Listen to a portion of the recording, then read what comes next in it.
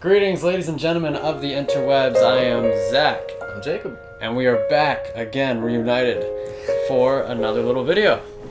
Why don't you tell the people what we're doing today, JT? Well, this time we're going to be reviewing our favorite science fiction films from each decade. Any criteria there? Well, we've had to actually have seen some science fiction movies in the decades. Initially, we wanted to go from about 1930s up. Problem is, we didn't see science fiction movies in the 30s, the 40s, or the 50s. Yeah. We've seen two films before the 1960s, so we're going to go with the 1960s to start. Those two films, Trip to the Moon and Metropolis. Yep. So 1960s. Yep. The first film on our list is 2001: A Space Odyssey, a mutual decision of ours. It really put science fiction on the map. It showed that it could be a successful venture for filmmakers and production companies. It was helmed by Stanley Kubrick, of course, one of the greatest directors of all time. It has an iconic score, has iconic transitions. HAL 9000 is one of the greatest villains in cinematic history. It's very cold, robotic AI. That could be the future for us if we keep going down the road that we're going down. AI can be scary, man. You gotta listen to Stephen Hawking when he warns about that. Yeah, and it was just a really groundbreaking movie, and it really set up pretty much every other entry on our list in some regard. Yeah. So let's move on to the 1970s, and we mutually chose, again, it starts off a bit with us agreeing on things, but we'll get to disagreeing later. We both agree that Star Wars: A New Hope, 1977, is the best science fiction movie in the 1970s. If 2001: A Space Odyssey put science fiction on the map, Star Wars exploded it and made it go everywhere. Oh, yeah. It launched one of the greatest franchises in film history. Yep. It's probably you could have some arguments about Marvel nowadays, but good lord, did this do this so well and so many years earlier than anybody else has ever done some amazing franchises. And oh my god, just talk about the score of Star Wars. Oh man. If you talk about memorable movements in music, Star Wars is gonna come up all the time. It's like half the magic in terms of music.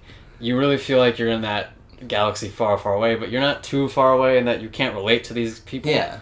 They're definitely very relatable. They have common problems. You know, Luke doesn't want to be stuck at home his whole life. He wants to go out and do something meaningful. And it's beautiful and it's incredible, and it kind of launched franchises. Like, I mean, they had James Bond before this. They had some franchises like Flash Gordon, but Star Wars Star Wars made this a real viable thing, and then everyone started to do it. But Star Wars was really not the first, but the most iconic. When you think of film franchise, you think of Star Wars, like, hands down. And like, just pure film style, like, it's one of the prime examples of the hero's journey. Like, you can trace back almost all the steps of the hero's journey into this film and just kind of relate it back. Yeah, it's textbook. Additionally, in terms of like sci-fi, some of the best ships, like the ships in flying through space, still look relatively okay like today. And I've heard like people tell me who were around back in the 70s that it was like the most amazing thing they've ever seen. They'd never seen anything like it before, and it's just crazy that one movie can have that big of an impact on cinema, and Star Wars: A New Hope really is that. And plus, you've got Darth Vader, my personal favorite character in anything, one of the greatest villains of all time. I mean, just James Earl Jones. Oh, man. his voice brings so much to the table. His voice. Okay, let's go into the 80s now. All right. What do we got for the 80s, JT? All right, so here's where we finally start to disagree. We've seen definitely a lot more movies in the 80s than we had previously, so we can finally start to have a difference of opinion. My favorite film in the 80s that's science fiction is Spaceballs, the movie. It is one of the funniest movies of all time, the best spoof movie ever made, and I've seen most of them. Oh my god, it's Bill Pullman, Mel Brooks, brilliant actors doing very stupid things, and it's just endlessly quotable. Michael Winslow in there, Pizza the Hut, the Schwartz, very comparable to The Force, just as big. Yeah, I know, it's, as a movie, it stands on its own. Like, it's got a familiar plot. You can feel a little bit of Star Wars, a little bit of Star Trek, but it stands on its own. It's not a bad movie. It's actually a good movie, and it's incredibly funny. just thank you to that movie. Thank you, Rick Moranis. I think it goes hand in hand with Star Wars in a way that like Galaxy Quest goes hand in hand with Star Trek. Like they complement each other very well, and Star Wars fans I feel appreciate Spaceballs, and I definitely do. I hate spoof movies. I quote it once a week at least. But Spaceballs is an exceptional spoof movie, and one of the few that I'll actually sit down and watch and enjoy. Mine, surprise, surprise, is Empire Strikes Back. One of the most popular films of all time. It took Star Wars even further. I think it made it better. It made it darker. It made it grittier, and it did the impossible task, I think, of eclipsing A New Hope, which is incredible considering, like we just said, the impact that it had on pop culture and cinema.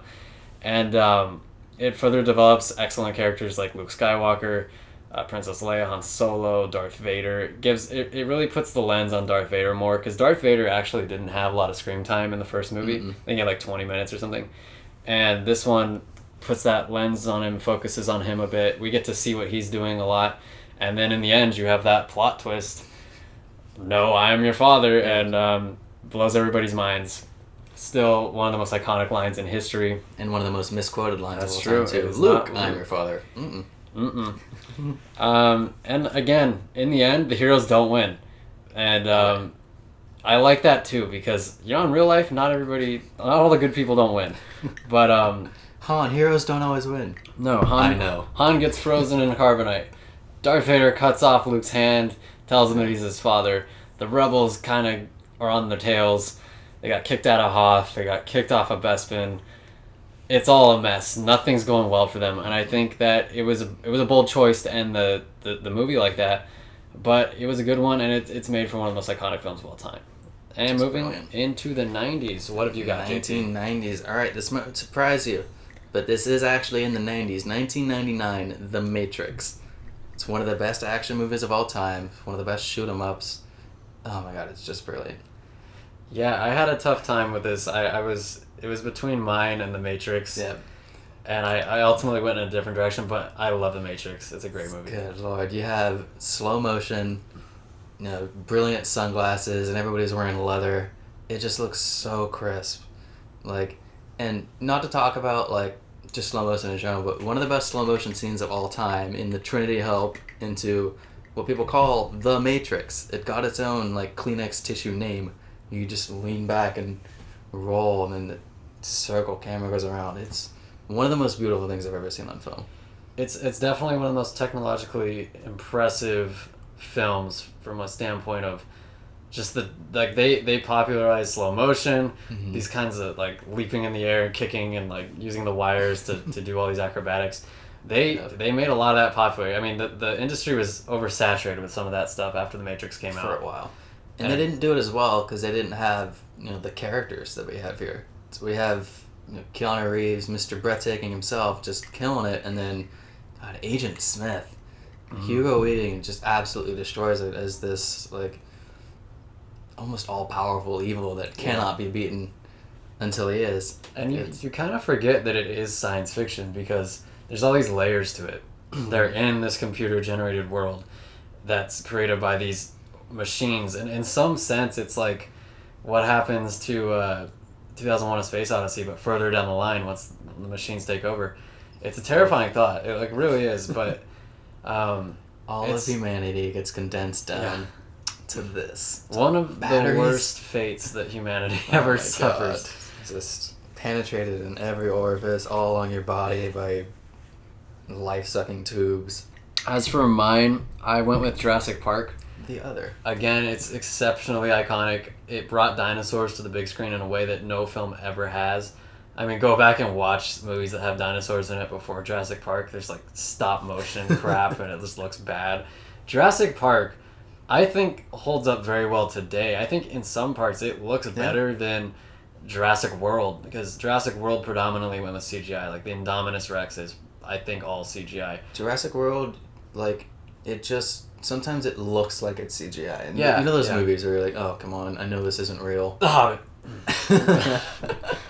But yeah, Jurassic Park, it's one of those moments where you look at something and you're like, oh my god, are they filming this real animal that's murdering people? And you're like, no, It isn't real. It's practical. Relax. It's practical effects. It looks beautiful.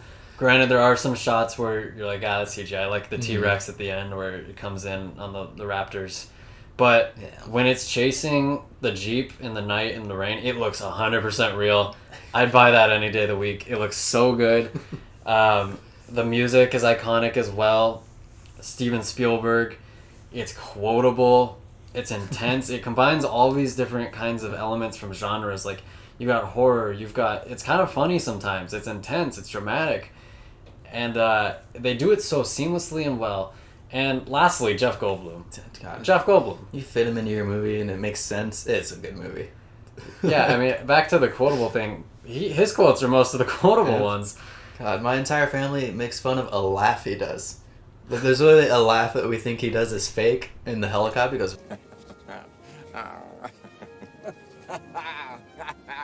You'll have to get used to Dr. Malcolm. We make fun of that all the time. Let's just go. It's Jeff not even a Goldblum, line. So now we're gonna move on to more modern times, the 2000s. 2000s. This was very difficult. Oh yeah, lots of There movies. were Lots of so movies. many very good movies in this franchise. I would say that for the most part, we knew which ones we wanted to choose up until this point. Yeah. This is where it became difficult. This is where we were deliberating for a few minutes. Hours. Honestly, we started talking about this for like 3 hours before we made this. There's a lot of writing and confusion. Yeah.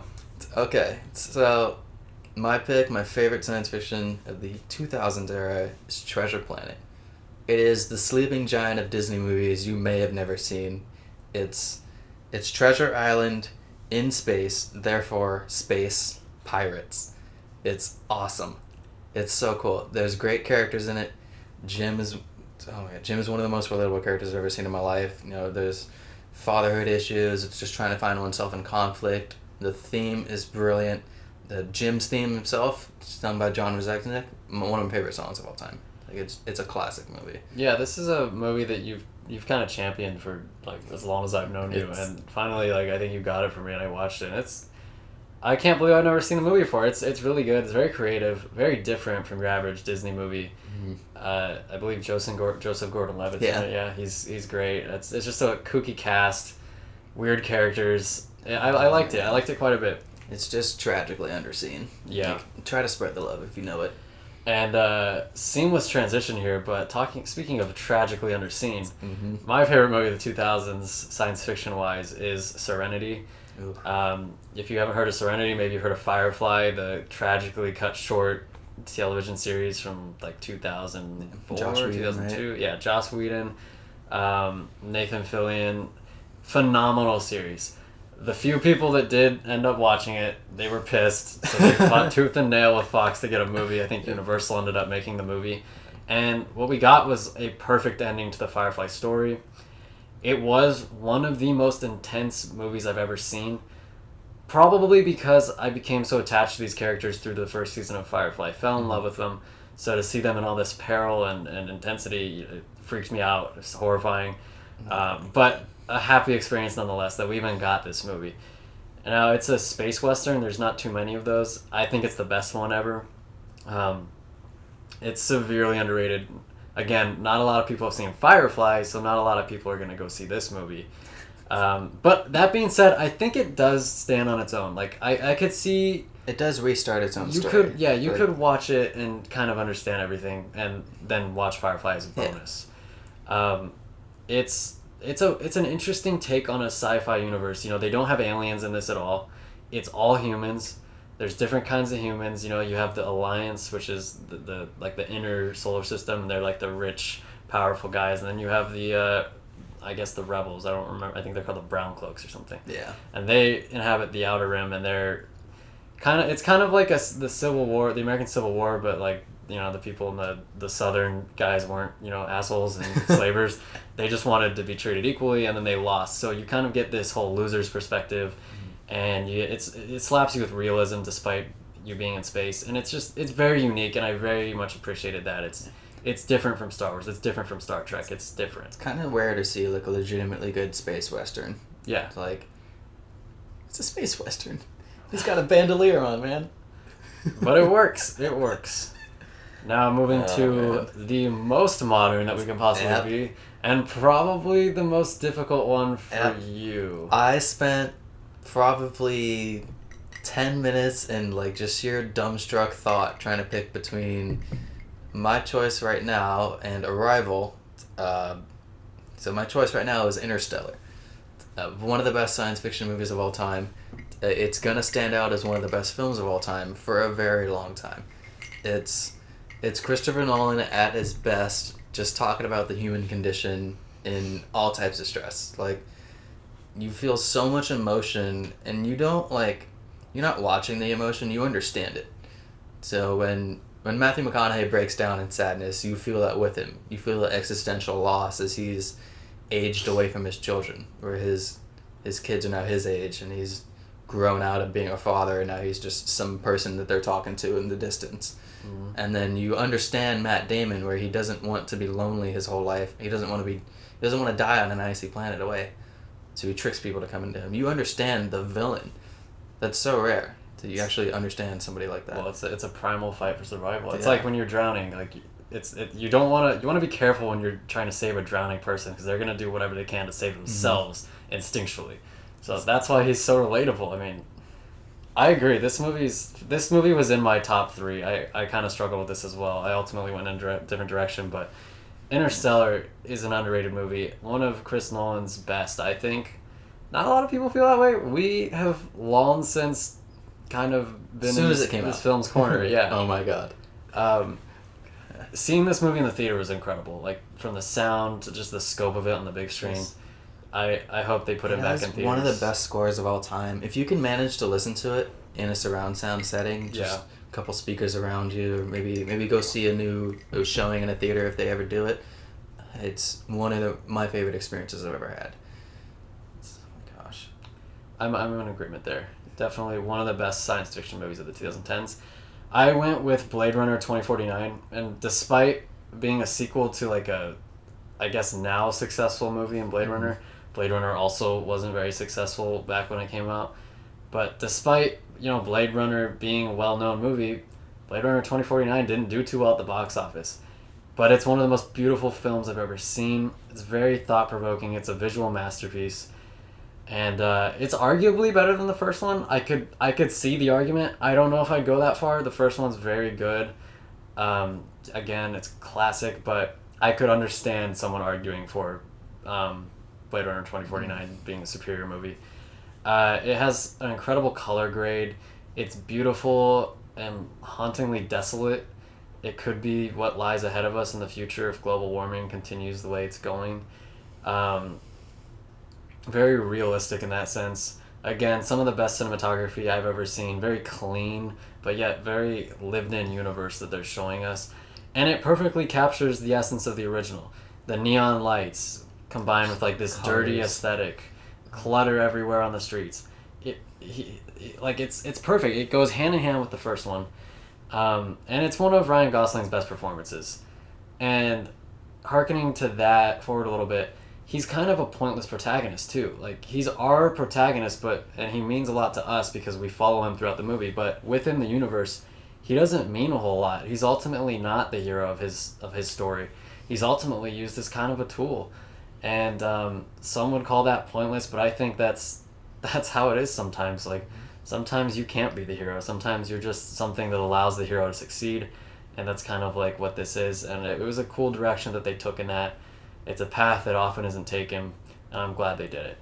So, that's it. That's been it. We sifted through a lot of movies. We scrolled through Wikipedia, man. Yeah, literally sat here and went through decade by decade. Have we seen these movies? Yes, let's add them to the list, and then we cut them down and chose our best ones. Close to like 190 something we wrote down, made sure that we knew them all, and then broke them down into one favorite movie each. Yeah. So, thank you for watching. Leave a like, leave a dislike if you want. I mean, it'd be kind of a dick move after all the work that we've done, but it's up to you. Let us know your favorites. For sure. Keep the conversation going. Sure. And very interested to read those if anybody watches this. It's always a disclaimer, But Thank you guys. I'm Zach. I'm Jacob. And I'll see you in the next one. Goodbye now. Bye.